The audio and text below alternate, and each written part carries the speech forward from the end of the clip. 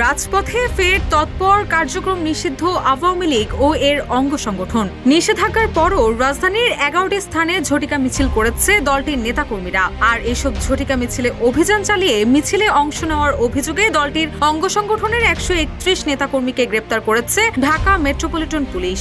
21 October ডিএমপির media and public relations বিভাগের উপকমিশনার মোহাম্মদ তালেবুর রহমান গণমাধ্যমকে এ তথ্য নিশ্চিত করেন।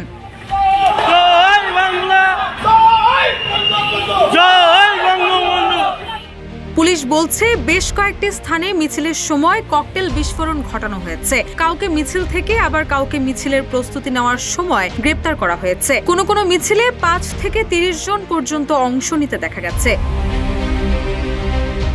পুলিশের সংশ্লিষ্ট সূত্র জানায়, ঢাকার তেজগাঁ এলাকার 7 রাস্তা মোড়ে দুপুর 11:15টার দিকে আওয়ামী লীগের 12 থেকে 15 জন নেতাকর্মী 30-40 সেকেন্ডের একটি ঝটিকা মিছিল করেছেন। এ সময় তারা জয় বাংলা, জয় বঙ্গবন্ধু সহ বিভিন্ন স্লোগান দেন।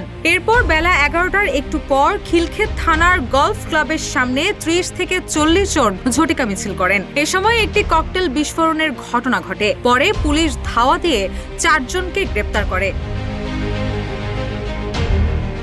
পুলিশ সূত্র জানায়, সকাল 10:30টার দিকে আওয়ামী লীগের নেতাকর্মীরা বায়তুল মোকাররম জাতীয় মসজিদের উত্তর গেট ও মতিঝিলের রাজক ভবনের গলিতে জড়ো হওয়ার চেষ্টা করেন। এ সময় পল্টন থানা পুলিশ বায়তুল মোকাররমের সামনে থেকে মোহাম্মদ ওয়াসিম ও মোহাম্মদ ফয়সাল নামের 2 জনকে গ্রেপ্তার করে। পরে রাজক ভবনের গলিতে মিছিলের প্রস্তুতিকালে মোহাম্মদ কায়েস হাসান নামের আরেক কর্মীকে গ্রেপ্তার করা হয়।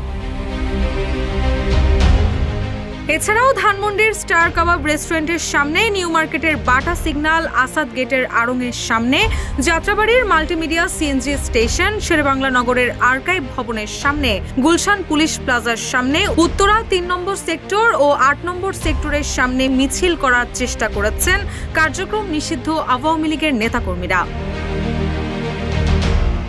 এর আগে গত 10 মে অন্তর্বর্তী সরকারের উপদেষ্টা পরিষদের এক বিশেষ সভায় জুলাই গণ অভ্যুত্থানকালে হত্যাযজ্ঞের ঘটনায় বিচার না হওয়া পর্যন্ত আওয়ামী লীগের কার্যক্রম নিষিদ্ধ করা হয়। গত বছরের অক্টোবরে নিষিদ্ধ করা হয় ছাত্রলীগকেও। কার্যক্রম নিষিদ্ধ হলেও বিভিন্ন সময় আওয়ামী লীগ ও দলটির অঙ্গ সংগঠনের নেতাকর্মীরা রাজধানী সহ বিভিন্ন জায়গায় মিছিল করেছে।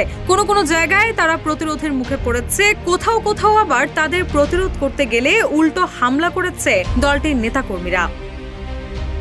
রুশা সুর, নিউজ ডেস্ক, ইত্তেফাক।